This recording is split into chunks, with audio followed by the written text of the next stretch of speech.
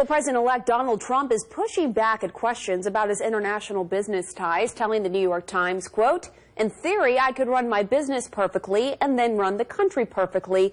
There's never been a case like this." Trump's argument that the law is totally on his side and that the president can't have a conflict of interest. So I want to discuss this with CNN legal analyst and defense attorney Danny Savallo. So let's get right to it, Danny. Is Donald Trump right when he says the president is exempt from conflict of interest laws? He sort of is, although he phrases it in truly a Trumpian fashion. He is right when he says that the federal criminal law that would apply to conflicts of interest for federal officials exempts specifically both the president and the vice president. And the specific rationale behind that is that the president every day makes so many decisions that have a butterfly effect all over the world. So it would be impossible to really analyze his conflicts of interest, whether they be business or otherwise. So it exempts him and allows him, it trusts him with his judgment. And the vision is that he will use his best judgment, even though it may adversely affect his business interests or promote them. But what about, you have anti-corruption laws, constitutional bans on accepting donations from foreign governments.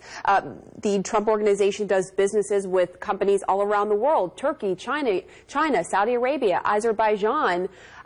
What then? I mean, could anything be enforced to keep the president in check potentially?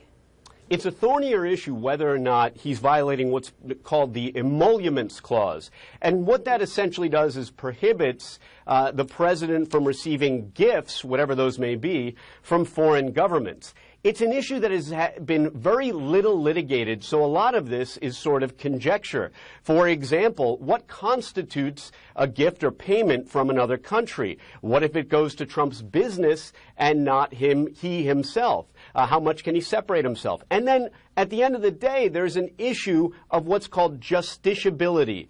And to constitutional law fans, that basically means that there are certain issues that you simply can't take to court.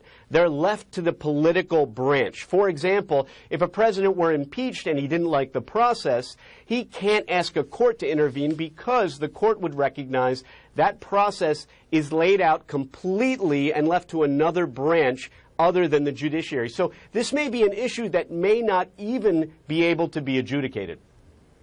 And short of impeachment, there's really no way to enforce certain laws against him, right? I mean, that would be the only way, essentially, when he's president.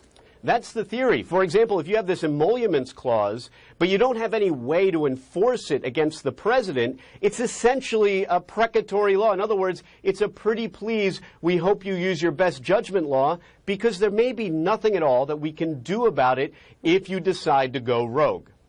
All right, Danny Savallo, thank you so much. And I want to bring in my panel now. Brian Hook, a former special assistant to President George W. Bush and a former foreign policy advisor to Mitt Romney. Also with us, A. Scott Bolden, former chairman of the Washington, D.C. Democratic Party.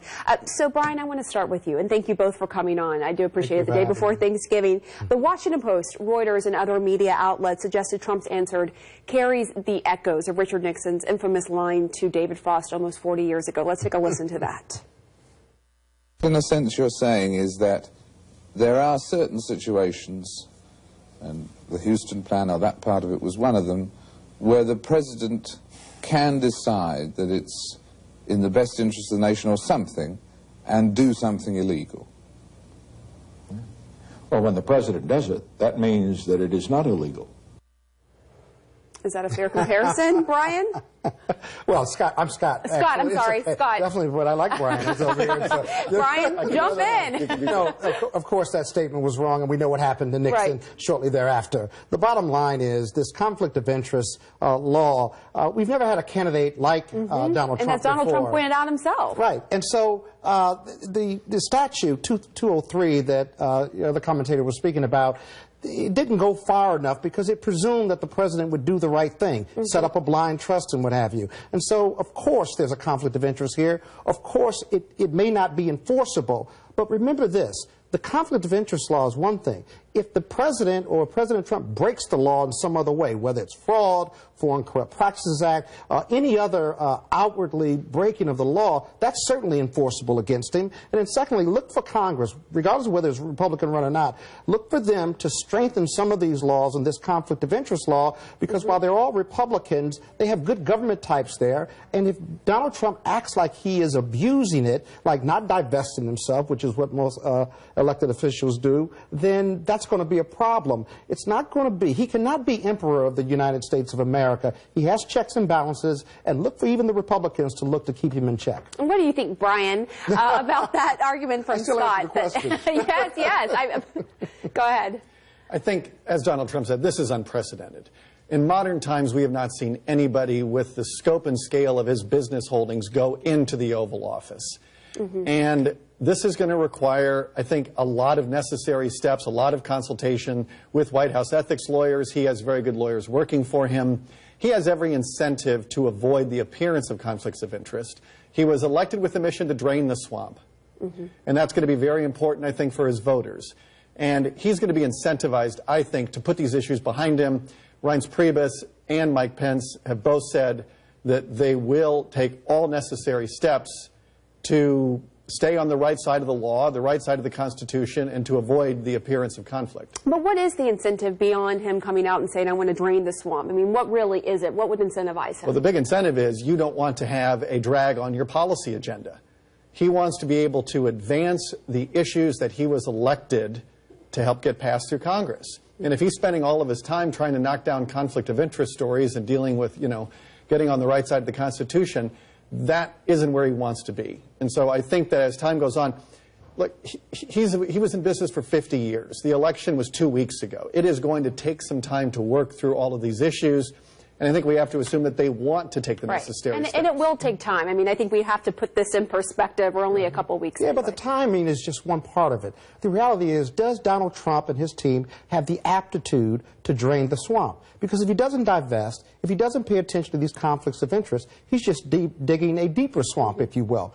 I think politics, I think the media are going to be big in keeping him in check, and I do think he wants to get things done. And remember, midterm elections are coming in 2 years. You cannot ignore that, because that's going to be the stand that the Democrats are going to put their stake in to try to get back at least one of the houses. All right, I want to get your reaction, both of you, on this announcement, this tweet from Ben Carson about an announcement forthcoming about his role in helping to make America great again. Here's the tweet right here.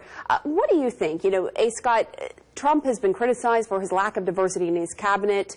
He appears to be tapping Ben Carson. We heard the Nikki Haley announcement earlier today for you, and Ambassador. What's your reaction to that? Initially, I said publicly he was 0 for 4 on diversity. Well, now maybe he's going to be 2 for 6.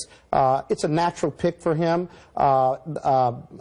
Ben Carson took him to Detroit during the campaign, and Donald Trump promised to change urban America with jobs, job training, and entrepreneurship. And so if we're going to rebuild the cities, as Carson said in his tweet, then most likely he's going to the Department of Housing and Urban Development, and there's a lot that can be done. Ironically, HUD is the one that sued Trump 30 or 40 years ago in regard to race discrimination in regard to tenants in the 70s. And so that's right, we brought that up earlier. It'll be an interesting pick. Yeah. And I think Ben Carson turned down Health and Human Services. It seemed like that he didn't want to do that, and looks like Trump doubled back, not just because of diversity, but Ben Carson is a brilliant guy and a strong supporter of Trump, and we'll give it to him straight. Yeah, because initially it seemed like he was hesitant to even be in the cabinet and the administration at all, and then he said in the announcement today that he had been talking to the Trump transition team, and this sort of makes sense. What's your view on Ben Carson potentially being the HUD secretary, Brian? I think Ben Carson is a natural pick for HUD. I think, as you mentioned, Nikki Haley is also a natural pick for the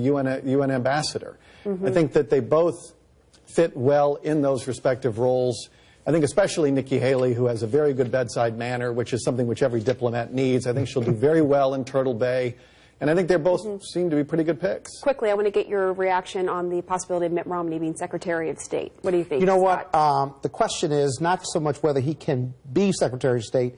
that I think he'd be an outstanding Secretary of State compared to Trump and his views on international relations. The question is, can Mitt Romney do it and work within this administration? Because if Donald Trump is going to be the president that's going to be meddling with his cabinet secretaries, then there's going to be a problem. Well, and they have vastly different views when it comes to Russia, for instance. So how long will he last if he takes it? All right, Scott, Brian, thank you both for coming on. We do appreciate an interesting discussion. Happy Thanksgiving to you both.